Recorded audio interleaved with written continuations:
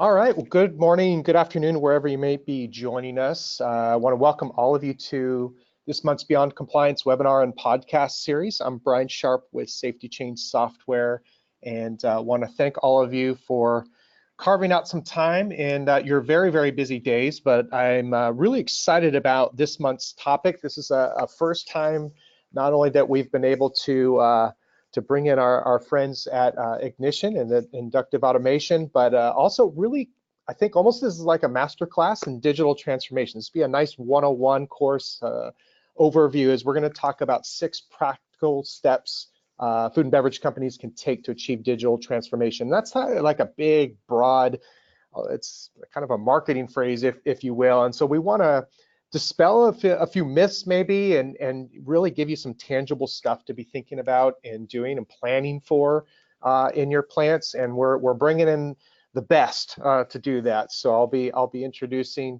our guest presenter here in just a moment. But I think this is gonna be a lot of fun to dig into, and certainly a topic we hear a lot about here at SafetyChain.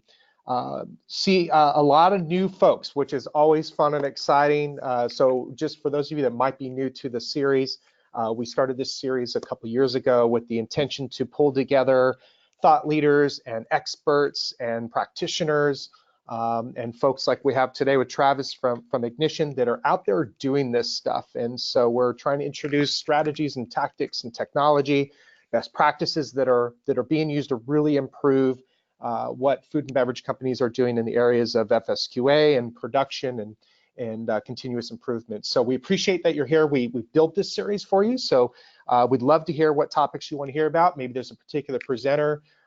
We certainly encourage you to engage with us and share that information. And if you keep coming, we'll keep putting them on. But we're glad you're here, and we'll continue to put these on. As we look at who we're putting these on together, obviously we're very fortunate to bring in a lot of great partners and experts, but as a sponsor, this is something we're really proud of, and this is something we're very proud of and that we're putting on each and every month for all of you. And we're, as a sponsor, you'll hear a lot about tactics and strategy, and on the technology side is where SafetyChain can step in and help you out. So, so we're excited to be part of that. And as you hear ideas on how you can improve the business, if there's something we can help on the technology side in the area of food safety or quality, supplier compliance, and a lot more, we certainly would love to be part of those conversations with you there. So a few housekeeping items as we get going here. So one is we're trying to make these pretty conversational. So we're lucky today to have a pro presenter, does a lot of this stuff, but we want to keep these pretty casual. And we want to encourage you to ask questions. You know, we try and really make these topics about you and for you, and make them accessible in ways that you can apply them in your own businesses. So please share your questions. You'll notice that only the panelists are displayed. So when you send those over, they'll just be coming to us, and we'll be able to make sure and get to those before the end of the session. If we're unable to, we'll make sure and carve out some time to connect with you after the webinar as well. Or if it's a little bit too specific, we might also table those, and that way we can dig in a little deeper with you.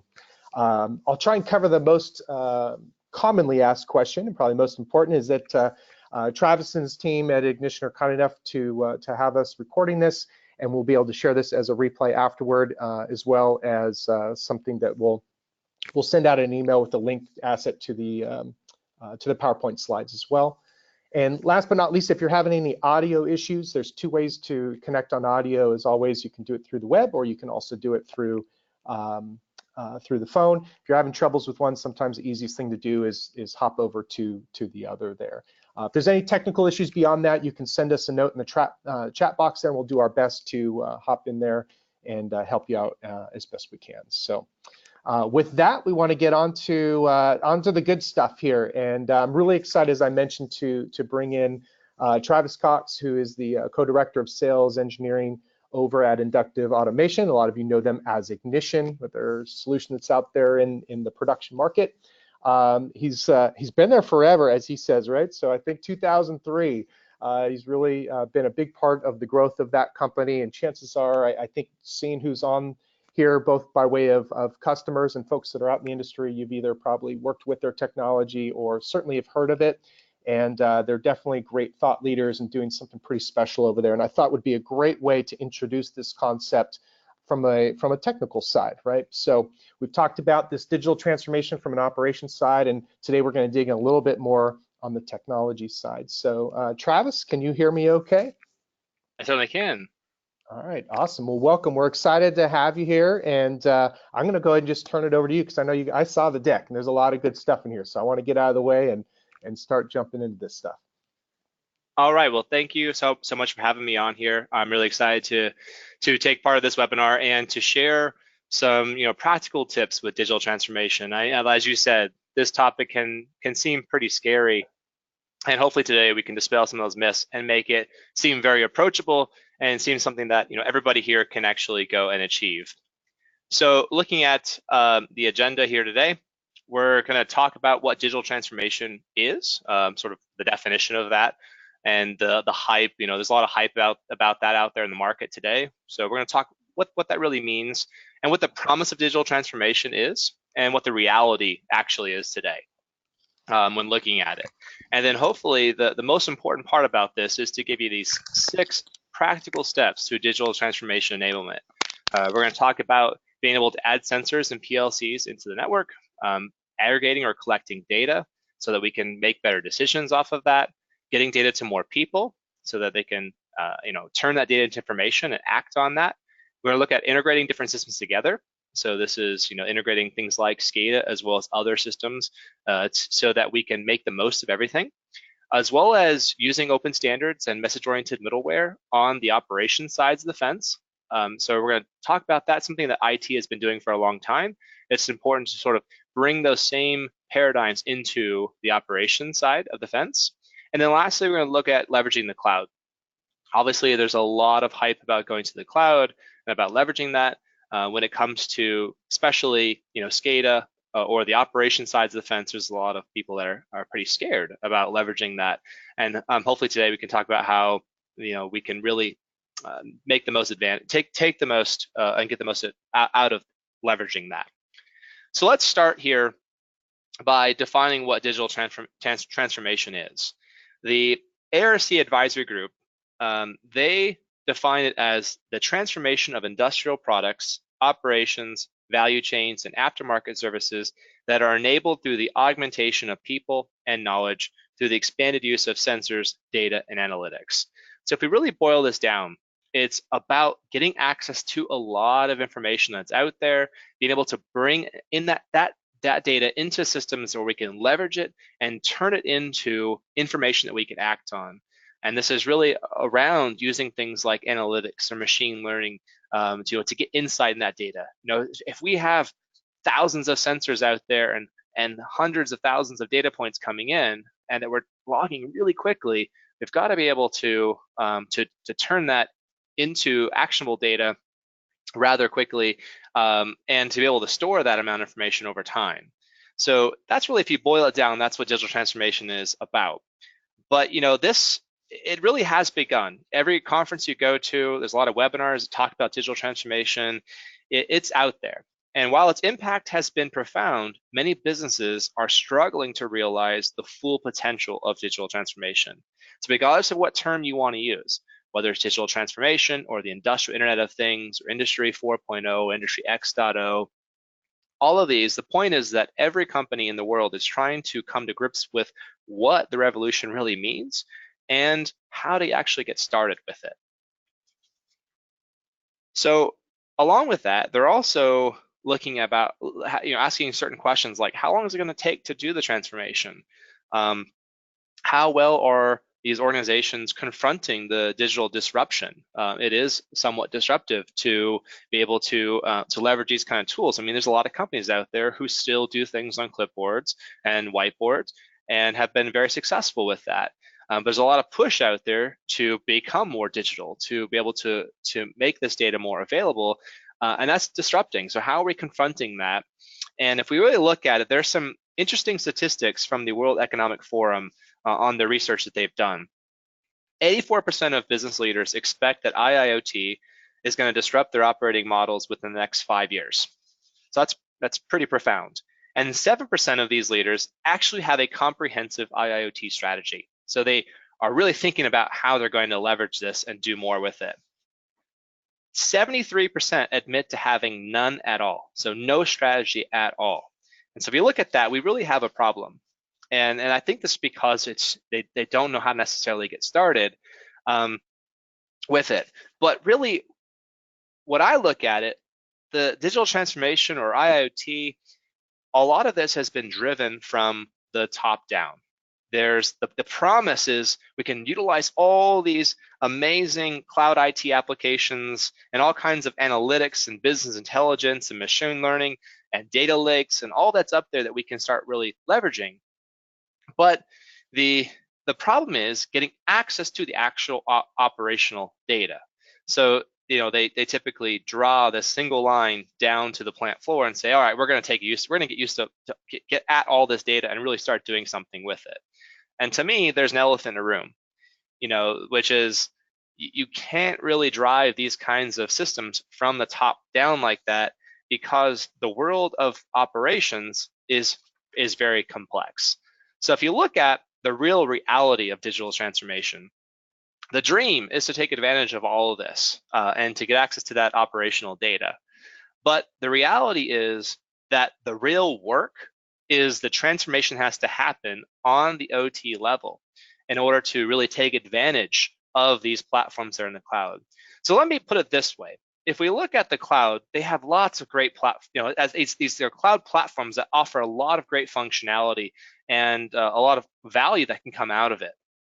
But if we're connecting that to an infrastructure locally that is not set up in the same way, that is not also looking at it from a platform perspective, then it's never really going to work. You have to think about transforming both what we have on the operational side of the fence, making sure that all the data that's out there, that we're taking advantage of it. We have to figure that out first before we can start really leveraging all of the great functionality that the cloud platforms can provide. And we don't need to do everything all at once. We can take small steps to getting to do both of these at the same time. But we can't look at it being driven from the top down. We've got to look at it being driven from the bottom up. We have to take a look at our plant floor, take a look at our devices, make sure that we're bringing in information that we need to. And if we don't have that data, figure out how we can actually get access to that data. And I could tell you that getting access to operational data is really hard. I've been in this game for a long time. There are lots of, if you have actual devices or PLCs in the network, there are a lot of different protocols out there, a lot of different physical communications, whether it's RS-232, serial, whether it's Ethernet. There's different infrastructure topologies. We have VSAT and cellular in different places for remote locations. Or even within some facilities, we use that. And there's a proprietary mix of different technologies that are all their own islands, if you will. Nothing is based on open standards. A lot of it's proprietary and different systems that they do their job, but they don't ever work together. And there's a lot of legacy device knowledge and understanding of that infrastructure that certain key people have, and they're not really bringing that to the next generation that's coming into the workforce. Or if we are, it'd be really difficult for them to understand this because of the kind of craziness that's out there, especially in terms of proprietary systems. So really the crux of today, what I want to get through is how we can take actual practical steps to get to digital transformation. And how people, how companies are doing it today, and by doing these steps, this will allow us to leverage a lot more of these analytics or these tools that can give us, turn that information to more insight and allow us to increase efficiency, to have better safety, to increase production, increase profits, all of that. I mean, that's what's driving digital transformation is, to do that. And if we don't, the risk, if we don't go through some of these steps, is that we can become digital laggards, where we might be left in the dust when other companies who have a comprehensive strategy and have figured out how to do this, we don't want to be there. We want to be able to start getting into and leveraging today's technologies because they're amazing with what we can do today, what's out in the market right now, and what you can actually put in place. So if you look at the 6 steps that I want to accomplish today, first is really just looking at the data that we have. Are we collecting it? Where does it exist? And can we add simple sensors or PLCs into the mix that can bring more data and more awareness of that? Number 2 would be collecting or aggregating the data. So, if we have the data out there, we need to be able to bring it in and do something to be able to do something with that data. If we're not bringing it in, if it's all being manually written down, then there's a lot of potentials that we can have there. Third is, of course, getting that data to people. We have to, once we collect it, we have to be able to leverage that data to provide KPIs or information to people. So we're going to talk a lot more about that. Integrating systems becomes really important. We can't have islands of systems anymore. They have to be able to work together. And then I'm going to talk a lot about open standards today. You're leveraging, technologies that are not proprietary, that allow open access interfaces while maintaining a real sense of security, especially as we want to leverage the cloud. And the last point there. So let's start with adding sensors and PLCs. It is, said with a lot of research out there that 80 to 90% of data is stranded in the field or not collected. And so we might have sensors and some data out there already, some PLCs out there, where we might be bringing in a couple of those pieces of data, but really we're not bringing in the vast majority of it. And there's probably a lot of places where we are writing information down on paper or clipboards or whiteboards and then manually entering into systems. These are pretty obvious places where we can start to add new sensors, new devices that can get us that data, in a digital form where we can start doing more with it. It's actually really easy today to add PLCs or IoT devices. There's a plethora of devices out there. We'll talk about a couple of different options here. There's a lot of options out there that leverage modern standard technologies that are plug and play. We can bring it into the network, we can plug it in, and it can provide us data that we can start doing some real things with. And they happen to be pretty inexpensive. There is a kind of understanding that digital transformation is going to be expensive, but we can actually do this in a very with small budgets, and we can do it in a way that's not going to break the bank, but allow us to get real value. We can have it pay for itself really quickly, and honestly, we can communicate to anything. There's sensors for everything out there. So I want to talk about 2 specific examples. One is to be able to overlay sensors in your process, and the second is adding a PLC. And for those of you who don't know what a PLC, it's a programmable logic controller. It's one that connects up to various equipment that's out there. It's wired to the equipment to be able to not only bring data in, but to be able to provide logic on that, especially for for turning machines on or off based on various conditions out there, especially when it comes to safety. But looking at the first one here, which is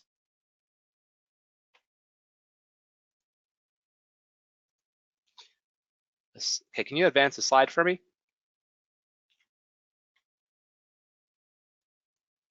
That work for you?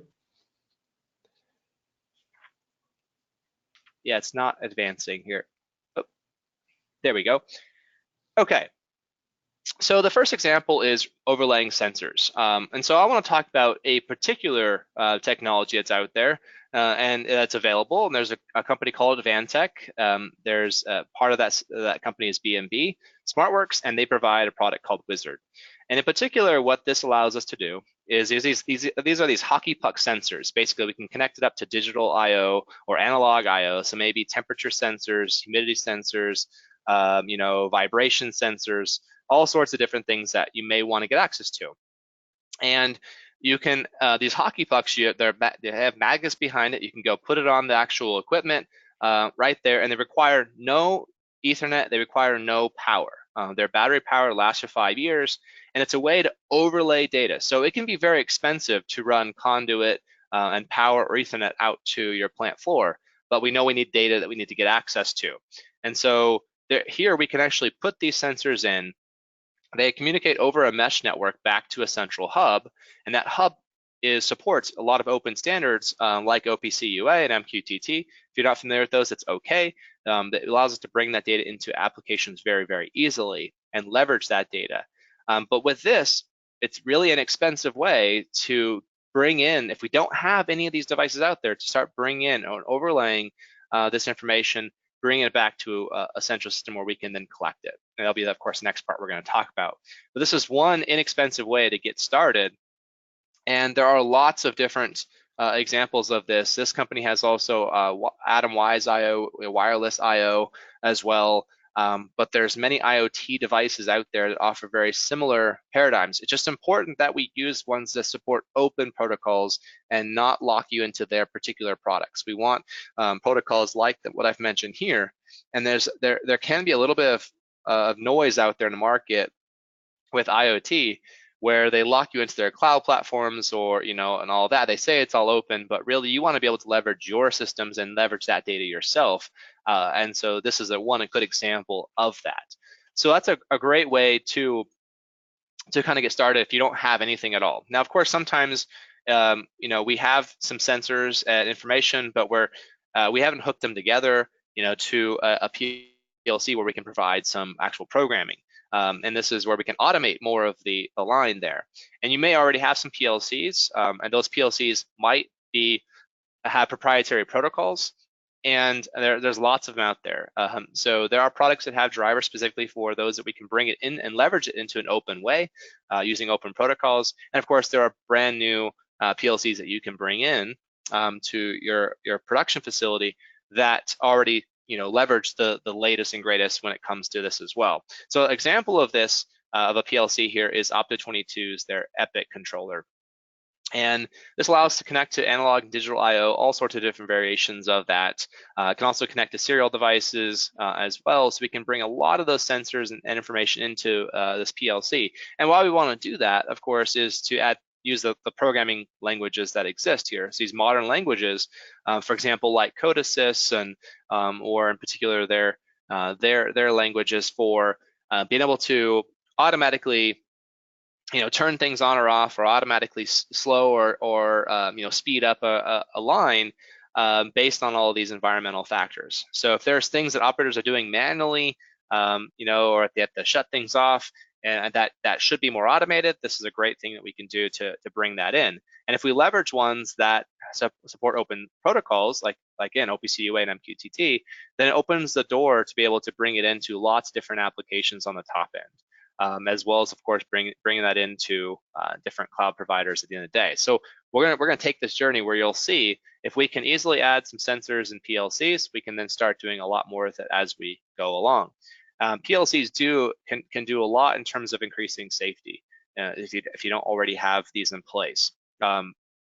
If you do have them in place, it's important to take a look at them. It's obviously can't rip out everything you have, but we may want to start leveraging some more modern devices and replacing some important ones, or putting kind of a master PLC in place that can help us get access to more of that data behind it, and it makes that network a lot simpler. So that's the first step, is sort of adding the sensors, or adding PLCs to get access to more of that data. Of course, once we have that data, we need to get at that 80 to 90% of data that is stranded, of course, as well as the new data we're bringing in, and collecting that, aggregating that to a centralized system. And this is really the heart of digitization. We need to be able to provide central visibility, storage, alarming, KPIs, and a lot more. And it's going to come from a lot of different sources of data: PLCs, IoT devices. We might have different databases out there that we need to collect information from. I've seen a lot of plant floor systems that have Access or Excel sheets, or there's other databases that they're working with from other vendors. Like, for example, there are vision systems, or metal detectors that provide information that go into databases we want to bring in as well, collect it to a centralized system. There's third-party systems we want to go to, as well as operators.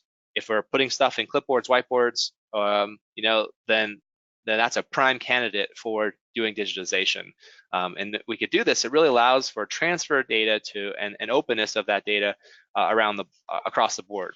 If you look at a sort of a diagram And this is why I would say, if we can bring this into a centralized system, there's a lot of power to that. So imagine all those sensors and devices coming in, communications to all these different open protocols, communications, different systems. Bring it all in where we can move data around to any one of these sources. Not only collect it, but we can move data, especially like move from data from plant floor to ERP. That's gonna be possible if we get, if we start looking at a centralized system that has the ability to connect to all these things. Again, we can't use proprietary lockdown solutions. We've got to use things that leverage all of these open technologies. And this is something, again, IT's been doing for a long time, and we really have to focus on that on the OT side of the fence. And as well as we need to be able to get data to more people, which we'll be talking about in a moment. So we take a couple examples looking specifically at aggregating data. Obviously, it could be quite a daunting task to say, just go collect everything from every PLC and sensor you got out there, because you have to be able to obviously communicate to that, and there's different drivers and there's different complexities that exist. But I've seen a lot of production lines where they want to collect machine downtime. They want to know when a machine goes down and why it's down, and for how long, and want to have accurate data on that. But what I see is the operator, the one that is in charge of actually having to log to write that down when these events happen. And so first they had to be there to see the event went down, the line went down. They had to then record that correctly onto a clipboard or whiteboard, whatever happened to be, and actually specify the accurate duration of that. And we see, they just kind of round up. It was 5 minutes or it was 15 minutes. And really, we have to ask ourselves, is this an accurate way? I mean, how do I really know what my downtime is? Or how can I actually turn this into actionable items to reduce our downtime? Because if we can reduce downtime, we can increase production and increase profits. It's proven, right? Looking at OEE and downtime is incredibly important. And operators can definitely make mistakes. People can make mistakes. It's not their fault. It just happens. And we can also miss events. So something that we can do that's really, really quite simple, if you look at a solution, is to, if we have a sensor or information on the machine that says this was is running or not, we should tap into that sensor. If we don't have that sensor, looking back to our first step, we can add in sensors very inexpensively that can give us that status, whether it's running or not, or even if it's faulted. And we can then take that, wire that sensor, bring it in to a centralized system where we can record that to an actual database automatically. So when a machine goes, if it has one integer, it says it's running when it's a value of 1. Anything other than 1, we're down. I can log in the database when that thing goes from 1 to 0, it transitions, we know it's off, and we can log a record that here's what happened. And then when it goes back to 1, we can say it's now running again. And that gives us an accurate start time and accurate duration for that. And if you want the operator to provide a better logical reason, because we didn't have the actual reason as a sensor, that's fine, we can do that, but we guarantee more accurate results this way. Obviously, if you have the way to look at more of those reasons within the machines, if they have that information, it does exist in that PLC, chances are it does, because a lot of machines you buy already has these controls strategies in place and already has a lot of the sensors and data that we can tap into it, bring it in. And it's important to be able to leverage that data. And you will find some machines, they don't want you tapping into their PLCs and data, but you have to be able to do that. You have to be able to record that from a centralized system. So that's one example of how we can really do something simple to leverage that data, bring into a centralized system. There are a lot of centralized systems that have support for all sorts of different kinds of drivers and devices that can allow us to bring that in. And then once we have it in, we can start doing something with more with it. One of the things that we can do with it is giving that data to people. And I can't stress this enough, right? People are your most important asset when it comes to operations. And the more data they have, the better it's going to be for their decision making. The visibility of that data is vital. And if we don't have that data visible, or if it's visible in a limited way, it really can hamper their abilities, and ultimately doesn't allow them to be a real integrated part of that process. So we have to think about everybody who's involved, all the parties. It's not just operations that need data. We also have maintenance people, we have managers, we have executive levels, we have external vendors or supply chain folks that need the information as well. So start thinking about all the people that need that data and how we can leverage the tools that are there to provide that data in a secure way to these different people, but the data that they're interested in, the KPIs that are important to them. And that's really about leveraging some modern technologies, modern standards and devices that are there. Of course, we have PCs, whether it's at our desk or whether it's on the plant floor. There's been HMIs or touch panels out there for a long time, but now we have the ability to leverage TVs, smart TVs. We have phones and tablets, or iOS and Android devices that we can leverage. And in order to do this a real effective way, and we've seen this a lot, is that we have to get data to people, but it can be prohibitive to give data to people because the systems that we use that provide that data are limited in terms of who can have access. And if you have that, then again, it's going to provide these barriers or walls to better decision making. We got to break those walls down. We got to, by leveraging open standards, leveraging systems that have better licensing models that are unlimited, that allow us to bring the data to more places. That is really key, because if we can do that, then we can start leveraging the value of that data and start getting some real ROI. If you think about this from our personal lives, we leverage data every day out there. These cloud platforms that we use, of Facebook and Twitter, is a great example of leveraging data, being able to see what's going on out there and how they've organized that data and the ways that they're able to provide that data to people. And the same thing goes for Google, searching, or what Amazon does as far as looking for things to buy. We are so used to be able to pull our smartphone and get access to everything and to look at it. When we look at a plant floor, that's not the case typically. We're very limited by how we can get it. But think about if we could do that, what we do in our personal lives, and we could do that in the operations side and be able to leverage that information. What could that do for us? And today we've got some really powerful devices that are out there, amazing technology at our fingertips. We've got browsers that support HTML5 and CSS. Don't need to know about them, but the underlying technologies. But look at the applications that are inside a browser, and look how browsers have evolved. We use browsers for everything, and they're the most developed on technology around the world, and there's so much innovation coming out of that, as well as our phones and tablets. The apps that we go to and the apps that we can download and work with are very powerful. We need to be able to leverage the same technology within the operations. It's very true that mobile devices have taken over desktops, been proven. And this is a kind of an old survey, it doesn't include 2019, but it's even higher when looking at 2019. Not only have they taken over, but now we expect to get data everywhere on every device. Again, if we have these systems that don't allow that, then that expectation can't meet the reality. And then especially the new workforce that's coming in, they're going to want to leverage their own devices and to leverage this to be a part of the system, to see that.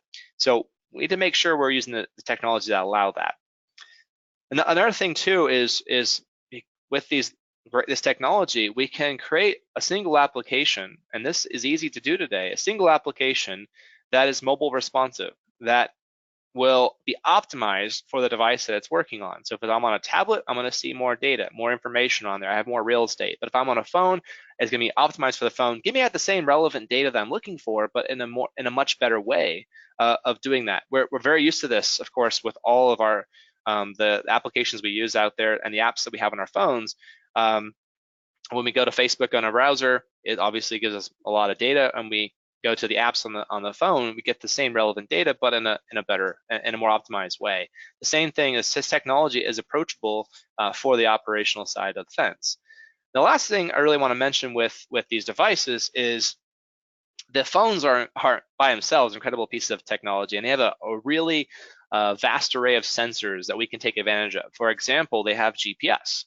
If we can leverage that GPS, think about having our phone open and walking around the plant floor. And as we walk around, it automatically switches based on our location to that area so we can get the data that's there. Or we can tag our location when entering data into the system so we know where they were when they did that. It's more data that we can bring. Those sensors can provide us that data, of course, if we want to allow that. Another thing is a camera. The camera is there that can allow us to take pictures out there. We can scan a picture, bring it in, log that, especially for troubleshooting purposes or for remote troubleshooting there with somebody else, as well as we could provide barcodes in different pieces of the plant floor that I can go scan that barcode and pull up relevant information. Maybe that's machine manual, maybe that's procedures on what to do, a video on something, or maybe we scan a barcode to go to that area of the application, get right to the data that we care about for that.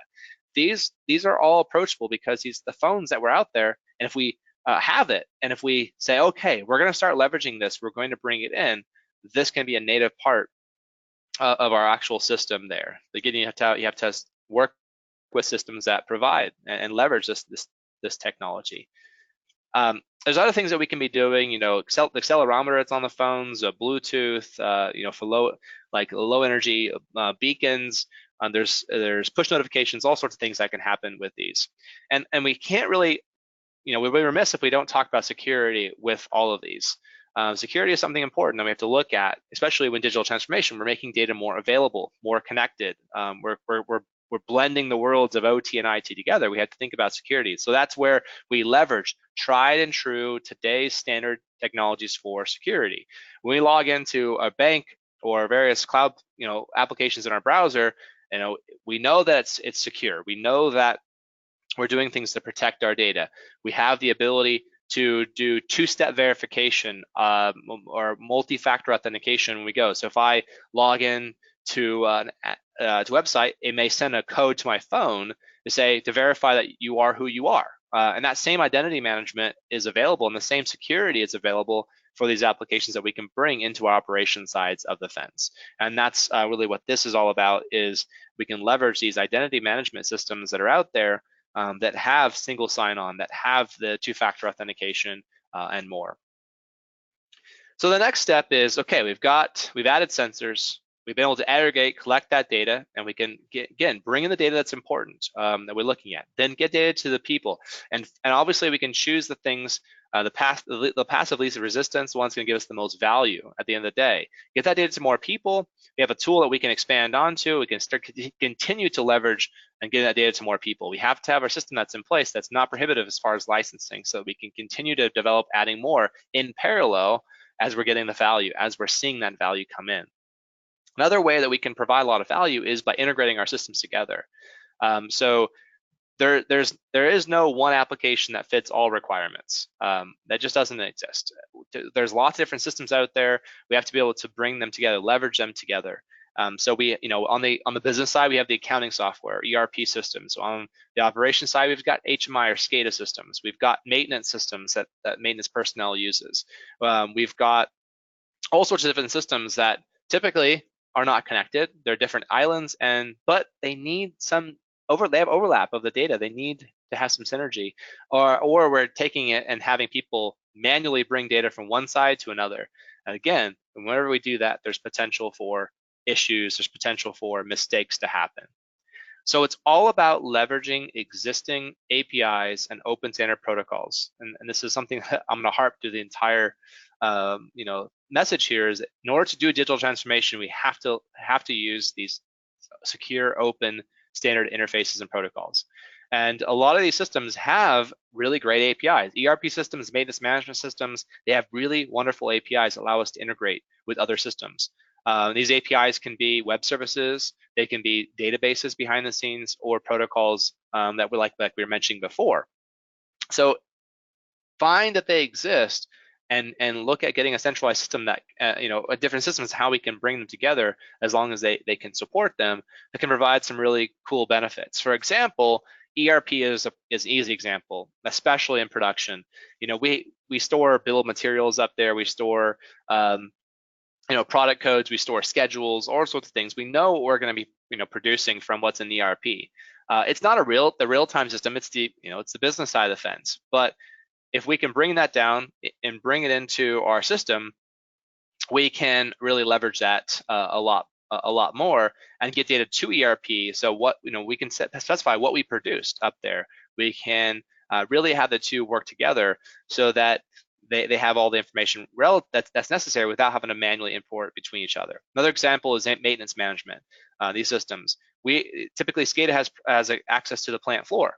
And so with that, we know how many strokes the machine has or how long it's been running. And we can automatically send tickets into maintenance and say, hey, we got to do a maintenance after so many strokes of the machine or whatever, have that happen.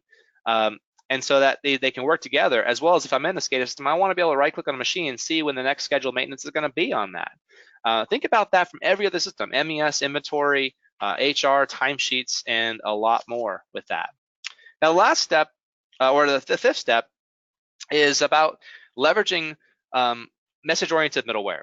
And I'm going to kind of go quickly on this item. It's something that we can provide a lot more technical details on. But when we're looking at getting data is vital, and provide that data to infrastructure. There's many applications that need access to those actual sensor data, not just SCADA. But as we're talking about, we can integrate maintenance management, integrate our systems, but wouldn't it be better if they can just get access to the data directly and work with it? The business demands more data today, and all of this, if we're going to do that, demands a new architecture. It's really about a new architecture, removing silos or islands, and decoupling the applications from the devices so we can accelerate innovation, and bigger access means bigger value.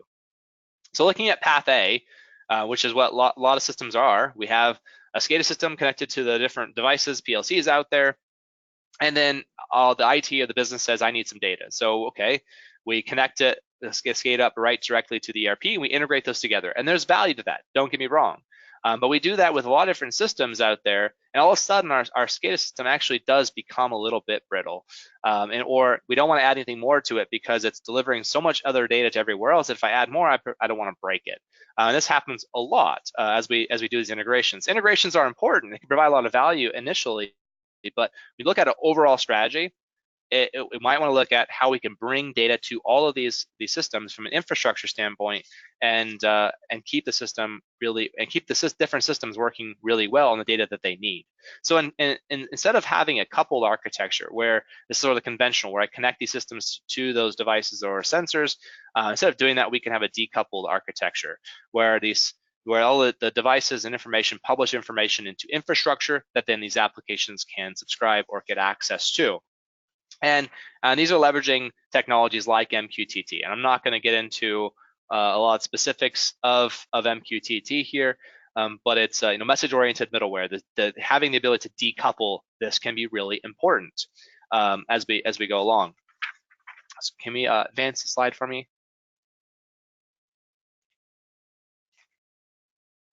Looks like there's a slight delay. Okay, there we go. There you go. So when looking at the Internet of People, coming back to all the applications we have out there in our personal lives, right? This has really evolved through two important technologies: HTTP as the message transport. So if you go to your browser, right, you type HTTP : / www.whatever.com, and what's delivered to you is HTML. So that's if you really look at the browser, that's what they're supporting. Now, nobody has to know that, but that's really what's happened. And we've taken these two open technologies and we've developed an amazing amount of things with that technology over time because they were open. All these people can innovate on that platform. That's what we've seen. Amazing technology out there, what we have today because of that. If we think about that same thing, but for the operations side of the fence, the parallel is, that HTTP can be very similar to MQTT, the Open Standard Protocol for the operational side. But the big difference is that MQTT is designed for industrial data. And so I know that you may not know a lot about MQTT. You can look it up, but it's really the same kind of thing. We have an open transport, and we have a specification for what's being transported that is a standard that every application and device out there supports. Then we can really leverage that data a lot more. And it's really simple to get access to do this thing. There are these legacy devices. There are ways of taking edge gateways and connecting to those devices directly and using these, converting it to an open standard technology for all the legacy equipment.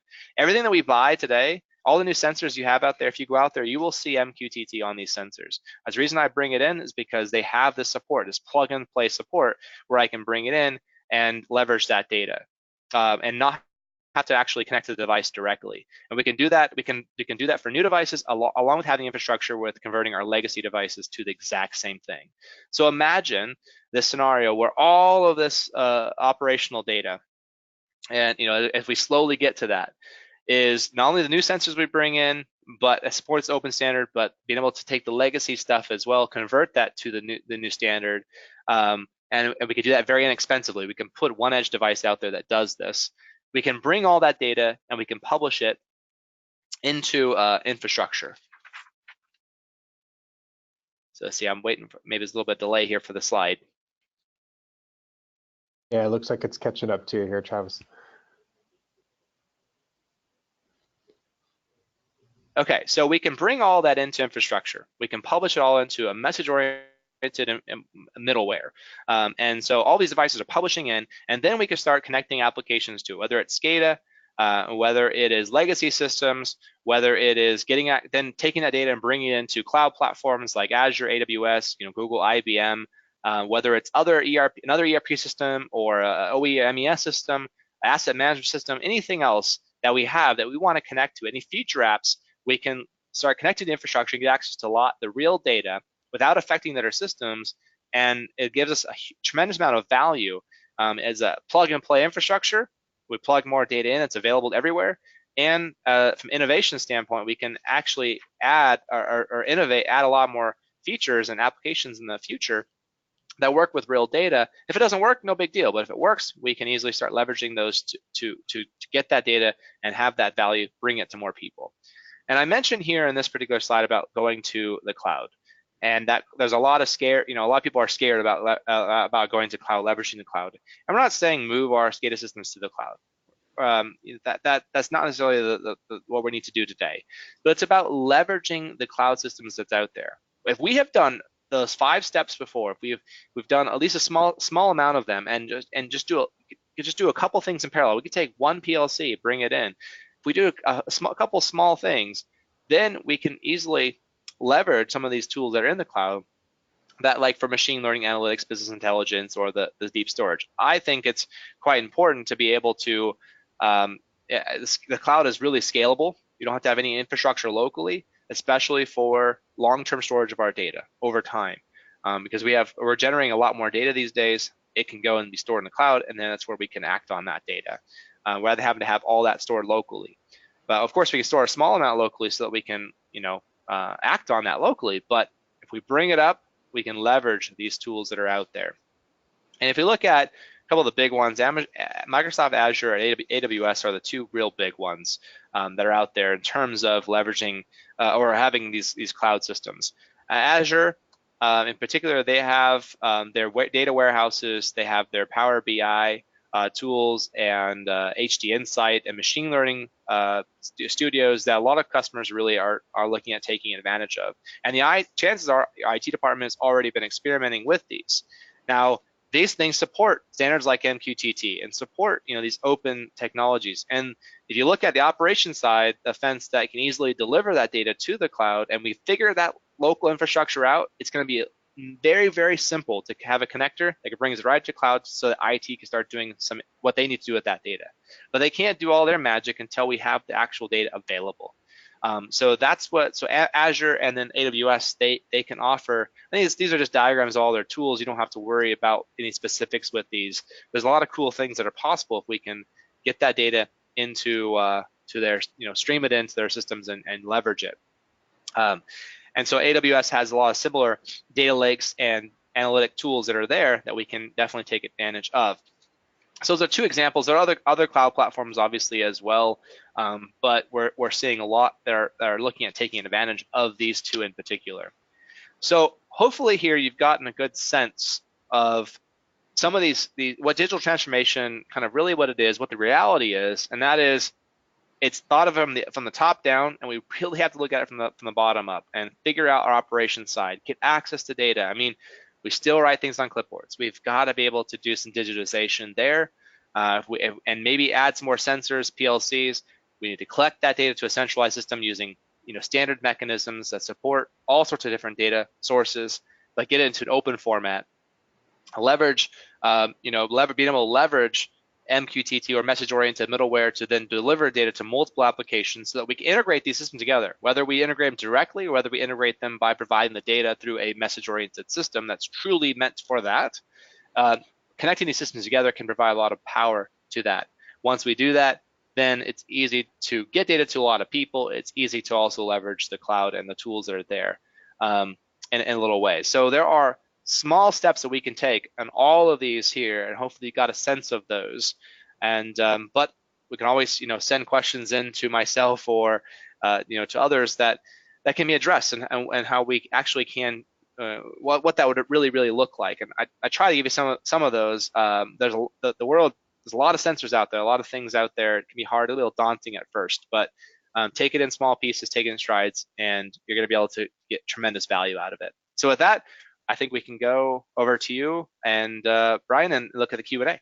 Yeah, no, that'd be perfect. So Travis, thank you. That was perfect and just what we were hoping for. I think you did exactly what you just stated, is opened up the possibilities. And I can tell you from our side, we walk in a plant when we've seen Ignition in there pulling the data and being able to combine that with helping getting people off those clipboards.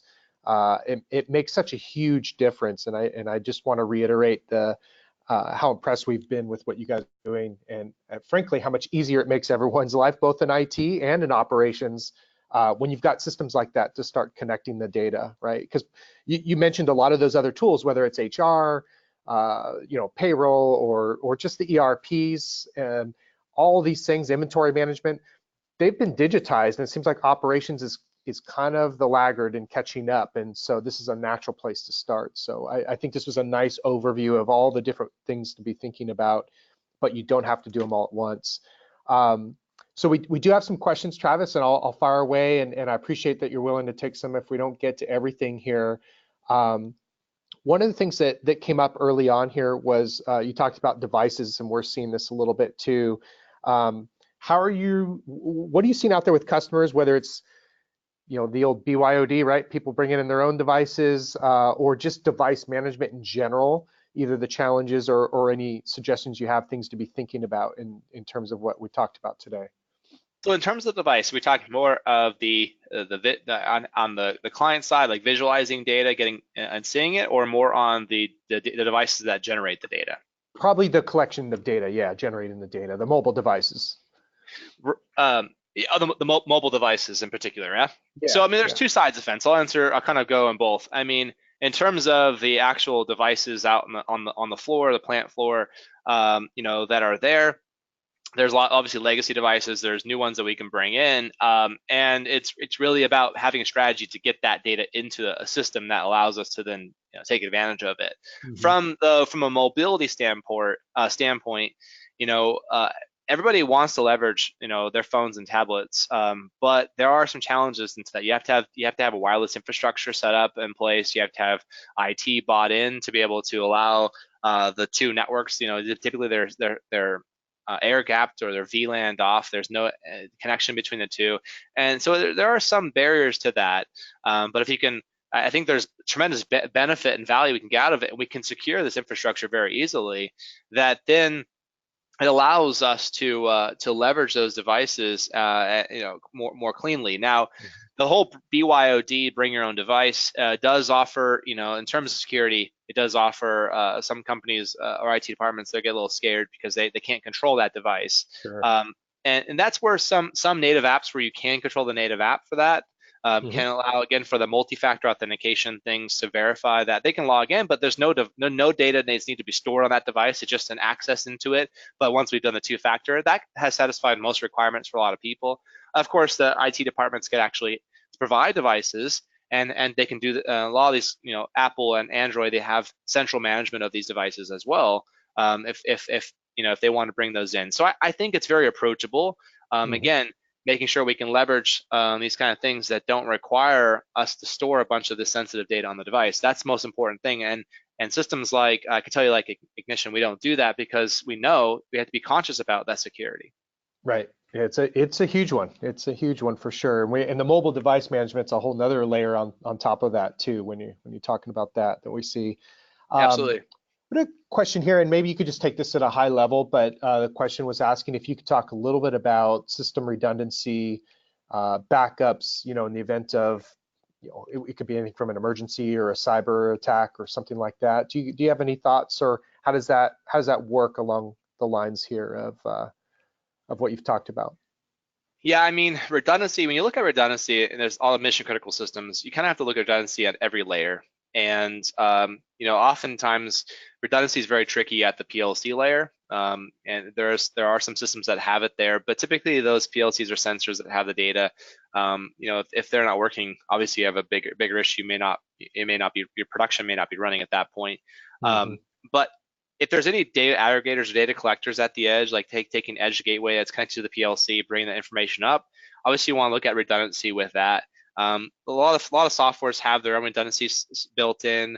There are devices though you can get. There's like a PC manufacturer called Stratus that has redundancy in the hardware layer. There's virtualization that can offer redundancy in terms of software running on an operating system. So we can do that really at any layer that's there, but also the network is something that has to be looked at too from a redundancy standpoint.